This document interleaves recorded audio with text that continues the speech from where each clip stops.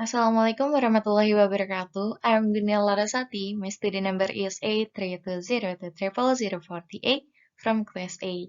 In this occasion, I would like to a presentation about constructivism and foreign language learning.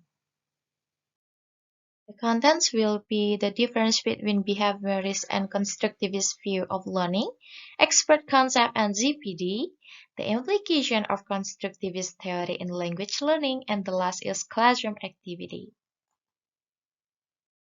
So, what is constructivism? Constructivism is a refreshing view of learning that centers on the active learner in the teaching-learning process. In pedagogy, the main difference between behaviorist and constructivist view of learning are learners are the builders and creators of their own meaning and knowledge. Second, teacher is facilitator in the process of learning process. The construction of meaning is learning. The first one is cognitive constructivism by Jung and John. Knowledge comprises active system, intentional mental representation derived from past learning experience. And the second one is social constructivism by Vygotsky and Jerome Bruner. Our knowledge develops because of interaction with the others. In Jung's view, people construct knowledge and form meaning based upon their experiences. By looking at the environment, the learner can adapt.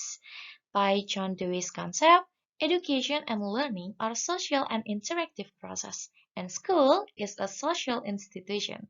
Students thrive in an environment to experience and interact with the curriculum.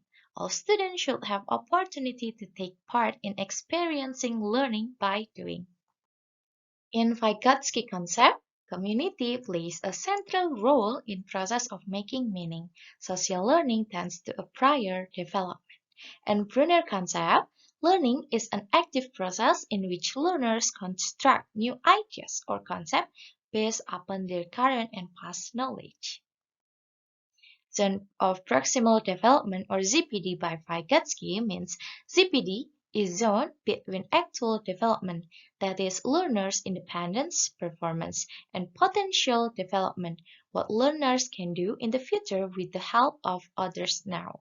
In sum, ZPD is the gap between these two levels. Implication of constructivist theory in language learning by Hayne in 1999. The first one, learning is an active process. Learners use sensory input and construct meaning out of it.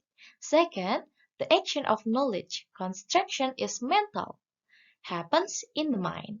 The third, learning involves language. Fourth, learning is social activity.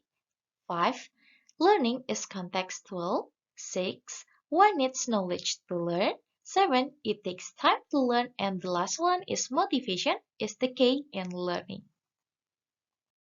To help learners gain literacy through mastery of the text types and genre, Vygotsky ideas has been adopted by Derevianka, and this teaching method is called genre-based instruction. In the class activity, there are 4 phases to developing control of a text by Derevianka. The first one is context exploration. This is the possible context of situation in which the chosen text type or genre can be used. The second one is the text exploration based on the model text. It is to familiarize the learner with the target text genre. And the third is join the construction of the text. Student works with the teacher to construct their own text. And the last is individual application. It is a learner work individually. The biggest contribution of constructivism to education might be the change emphasis from knowledge as an outcome to knowledge as a process. And I think that's all from me. Sorry if there's any mistake. Thanks for watching. Wassalamualaikum warahmatullahi wabarakatuh.